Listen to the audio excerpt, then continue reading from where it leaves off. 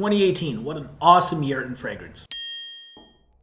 Hey forum, Manny back here with another video on the CascadeScents Fragrance Station, and this one is on my top 5 fragrance stories of the year. And to be honest, not all of these feel like they're grandiose on a monumental level maybe, but there's some really cool nuances to some of these stories, and that's why I feel so compelled to do this video for you. So that being said, let's finally start counting down, starting with number 5, and that is the re-release of the Tom Ford brand's Ombre Leather. Formerly a 2016 limited edition in the appropriately named Ombre Leather 16, this new 2018 general release bottle is largely the same leather fragrance inside, with slightly different results from consumers as far as both scent development and performance. The reason I'm talking about it now to begin with though is because I'm slightly shocked with Estée Lauder / a Tom Ford brand throwing consumers a bone for once. Like I'd expect something along the lines of simply restoring it into the private blend collection, which is ever increasing as far as retail prices, or even doing a retro hype show with it like they did with the discontinued Bois Marocain that they made into a limited edition years later. But to see new presentation and a lower price point for largely the same fragrance for once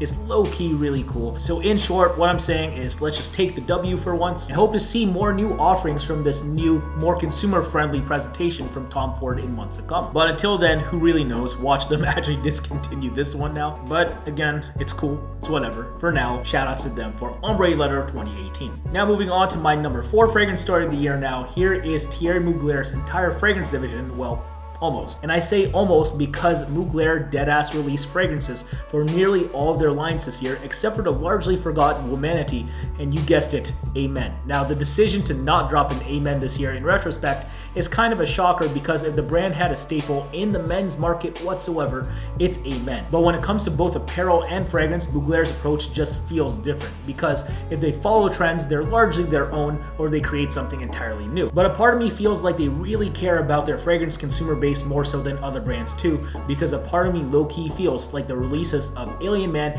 and 4 Mugler flankers were due in part to public outcry, because they actually happened and we were wanting them for so long, and now they are actually real. So whether or not I thoroughly like the execution of all of Mugler's new fragrances, I do have to tip my hat to them just for trying. So all in all, shout outs to the Thierry Mugler fragrance division in 2018. Y'all are my number 4 fragrance story of the year. I guess that's what you get for not dropping an Amen fragrance this year. Moving along now, we have my number 3 fragrance story of the year, and we're talking creators now. It's Demi Rowling on Pacific Rock Moss by Goldfield & Banks. Now it feels like a long time ago now, back in January 2018, when fellow YouTuber Demi Rowling made a video on her top 10 sexiest men's fragrances, and man, that list was ever influential, or at least what was at the top of it. It had a lot of great staples already, and reasonings for picks 10 through 2, but out of nowhere at number 1 comes Pacific Rock Moss by Goldfield & Banks, a super pleasant ozonic fragrance from a lesser known niche brand, also domestic to her Australia. But the way she waxed lyrical about this one was just something else.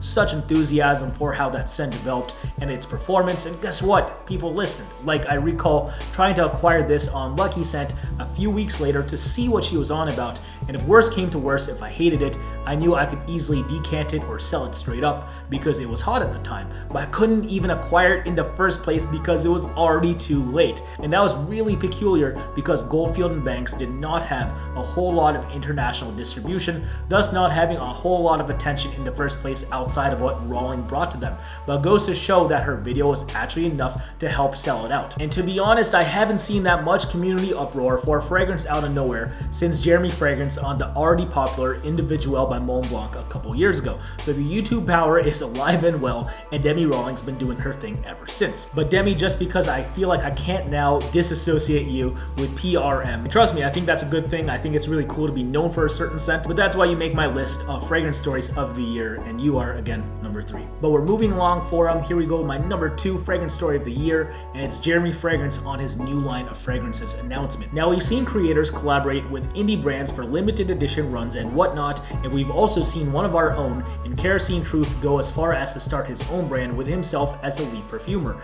However, for Jeremy Fragrance to announce that he's doing this on a more grandiose level with one of the most high-profile perfumers ever in Alberto Marias as his partner in this is absolutely massive. Like, we've never seen this yet, and honestly, it's about time we have something transcendental like this, but of course it takes a transcendental creator to pull it off. So in my head, I like making analogies to other product-driven communities on YouTube, like beauty for example, where it seems like some of their biggest creators are just destined for greatness outside their channels, and if we have our own version of that, it's Jeremy Fragrance, so fair play to you, my friend. Now Jeremy, the whole fragrance world has their eyes set on you as far as what you can do now as both a content creator and a creative director, so fingers crossed that your announced line is going to be good. I'm sure it will be, but yeah, salute to you, my friend. Again, you're my number 2 fragrance story of the year. And finally, on to the best fragrance story of the year, and this one's kind of a touchy subject. It's on Mr. Sillage and the tributes and dedication to him in 2018. Now, fellow content creator Giorgio, aka Mr. Sillage,